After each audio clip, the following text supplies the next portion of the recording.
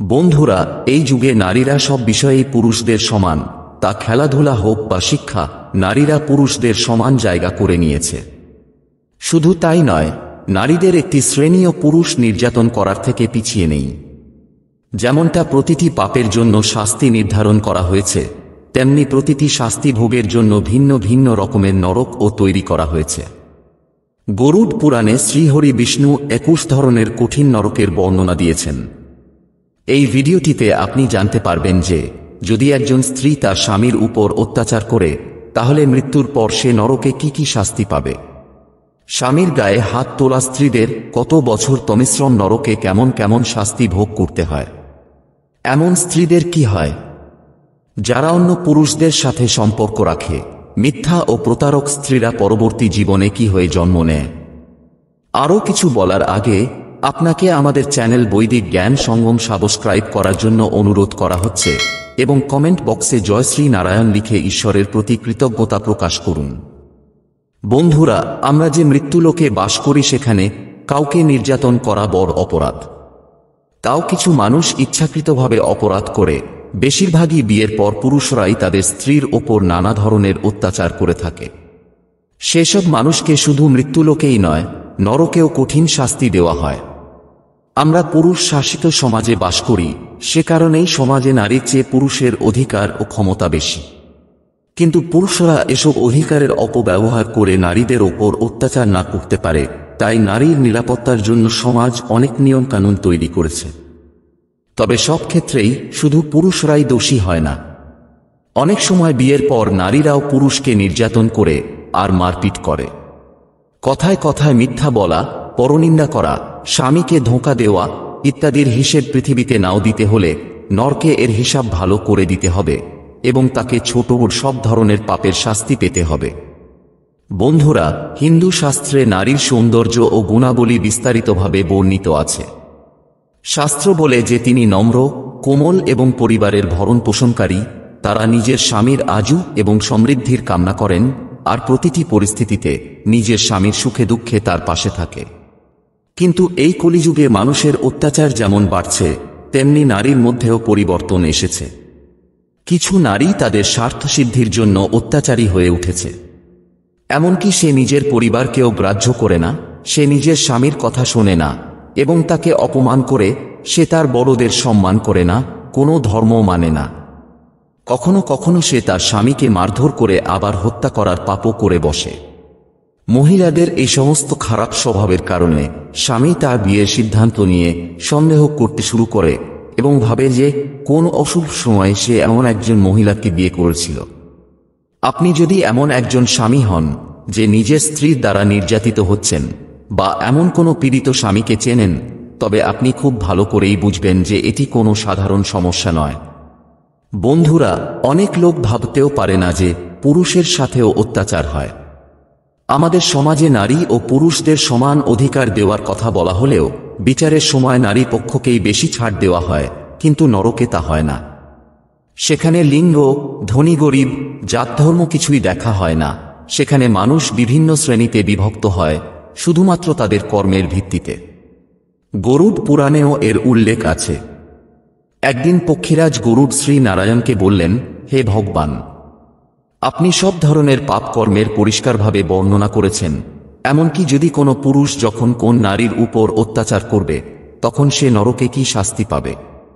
কিন্তু কলিযুগে নারীরা যখন তাদের স্বামীর ওপর অত্যাচার করবে, তখন তাদের জন্যও কি নরকে কোনো শাস্তি নির্ধারণ করা আছে, নাকি কোনো স্ত্রী অত্যাচারী হতে পারে, তা কখনো সম্ভব নয়। গরুড়ের প্রশ্নের উত্তরে শ্রীহরি বিষ্ণু বললেন, হে গরু, কলিযুগ এমন একটি যুগ যেখানে সবকিছু সম্ভব। এখানে পাপের কোনো সীমা থাকবে না। প্রত্যেক যুগে স্ত্রী পতিব্রতা হতো, কিন্তু এই যুগে স্ত্রীর অন্য রূপ দেখা যাবে। এরকম অনেক ঘটনা ঘটবে, যেমন স্ত্রী তার স্বামীর বিরুদ্ধে মিথ্যা অভিযোগ লাগানো, নিজের স্বামীর সাথে প্রতারণা করা, স্বামীকে অর্থের জন্য ব্যবহার করা, টাকা ফুরিয়ে যাওয়ার পর তাকে ছেড়ে চলে যাওয়া, নিজের স্বামীকে তার প্রেমিকের সাথে মিলে ধোঁকা দেওয়া ইত্যাদি।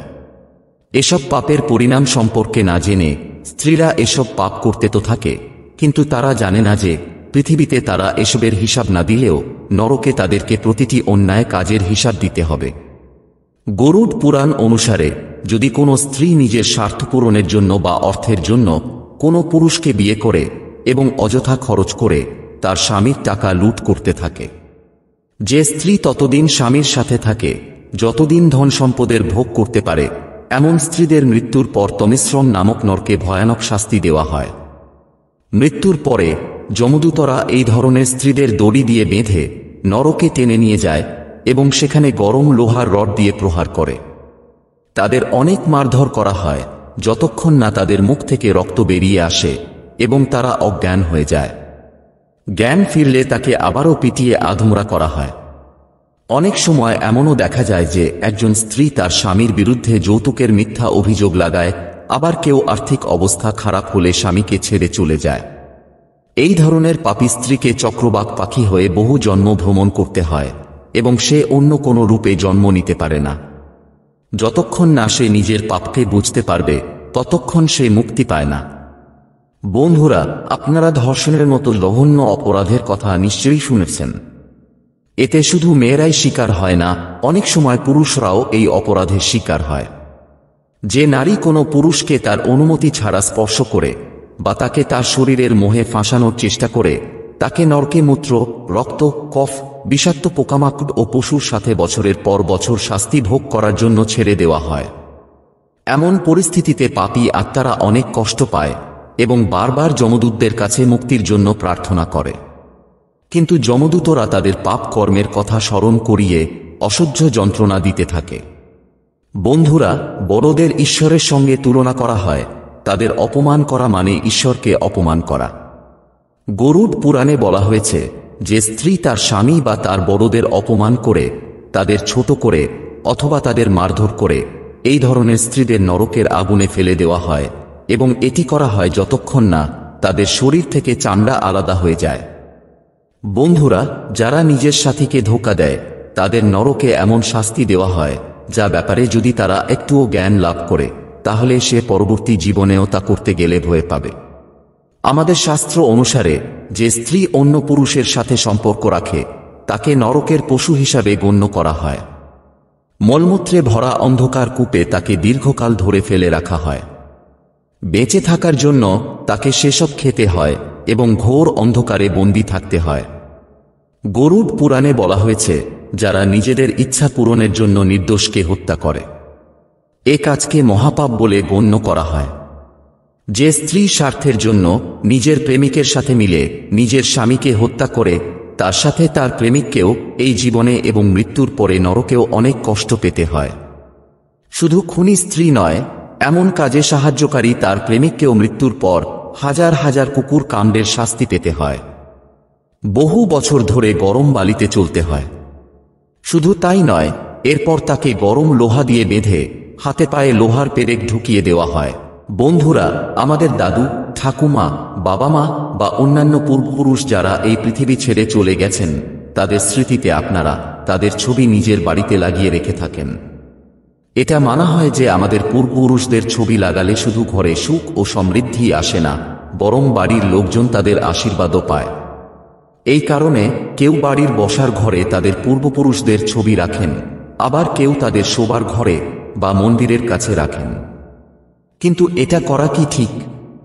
এটা করে আপনি কি নিজেকে এবং আপনার পরিবারকে কোনো সমস্যায় ফেলছেন? এমন করলে কি মৃত আত্মার টান বাড়ির সাথে থাকে?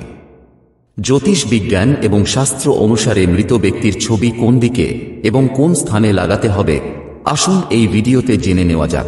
বন্ধুরা, মৃত আত্মীয়ের ছবি বাড়িতে রাখা নিয়ে অনেক ধর্মগ্রন্থে মতভেদ আছে। কেউ কেউ বলেন মৃত গুরুজনের ছবি বাড়িতে রাখা ভালো, এতে তাদের আশীর্বাদ পাওয়ার জন্য।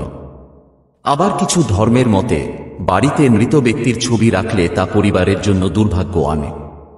বাড়িতে একজন মৃত আত্মীয়ের ছবি রাখাটা মৃত ব্যক্তির সাথে আপনার সম্পর্ক কেমন ছিল তার উপর নির্ভর করে। যদি মৃত আত্মীয় আপনার পিতামাতা হয়, তবে তাদের সঙ্গে অবশ্যই আপনার ভালো সম্পর্ক ছিল। এমন অবস্থায় আপনি যদি তাদের ছবি আপনার বাড়িতে লাগান, ভালো মন্দ সময়ে তাদের স্মরণ করেন এবং তাকে প্রণাম করেন, তাহলে তা করাটা মোটেও অন্যায় নয়। বরং এটি করার মাধ্যমে আপনি তাদের আশীর্বাদ পেতে পারেন এবং এমন করে তাদের সাথে সংযুক্ত হতে পারেন।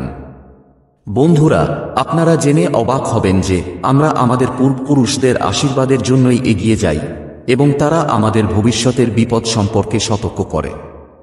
এমনকি কখনো কখনো আমাদের পূর্বপুরুষরা স্বপ্নে আসেন এবং আগাম বিপদের সংকেত দেয় আর তা থেকে বাঁচার উপায়ও বলে দেয়। বন্ধুরা, এগুলো ছিল ছবি রাখার কিছু ভালো প্রভাব, কিন্তু ঘরে মৃত ব্যক্তির ছবি রাখার কিছু খারাপ প্রভাবও রয়েছে। আর তাই পূর্বে উল্লেখিত এসব বিষয়ে আপনাকে আরও সতর্ক হতে হবে।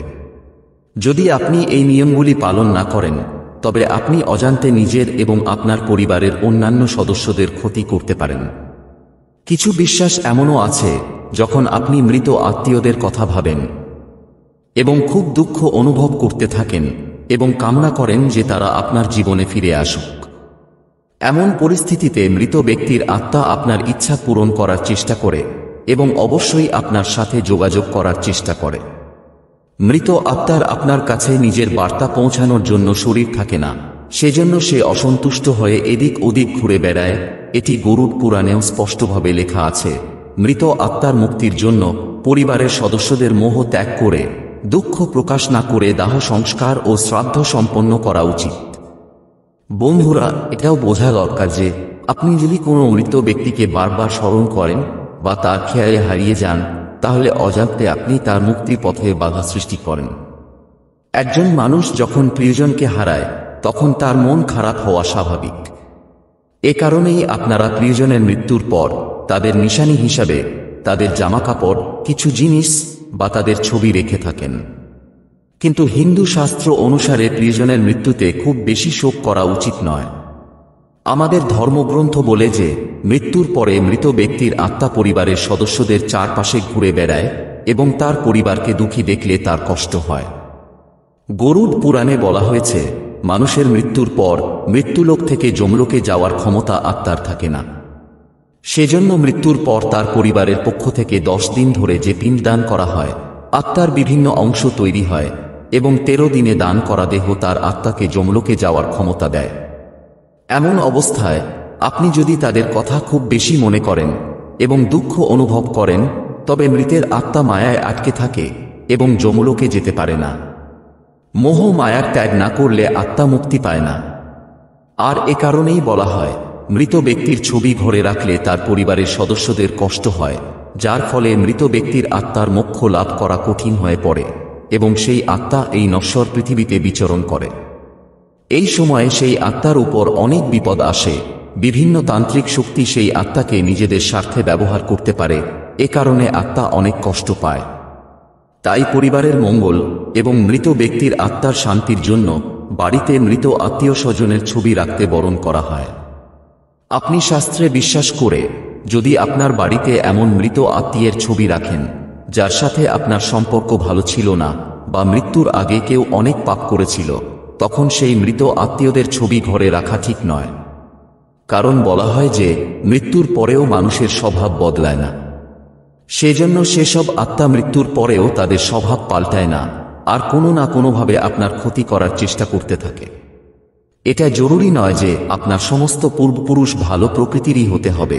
কেউ কেউ খারাপ প্রকৃতির হতে পারে, তাই তাদের ছবি বাড়িতে না রাখাই ভালো। বন্ধুরা, আমরা বলছি না যে যাদের সাথে আপনার ভালো সম্পর্ক ছিল মৃত্যুর পর তাদেরকে ভুলে যান। তবে শাস্ত্রে লেখা এমন কিছু নিয়ম আপনার অবশ্যই জানা দরকার, যার মাধ্যমে আপনি আপনার বাড়িতে আপনার পূর্বপুরুষের ছবি লাগাতে পারবেন এবং এতে কোনো প্রকার দোষও হবে না।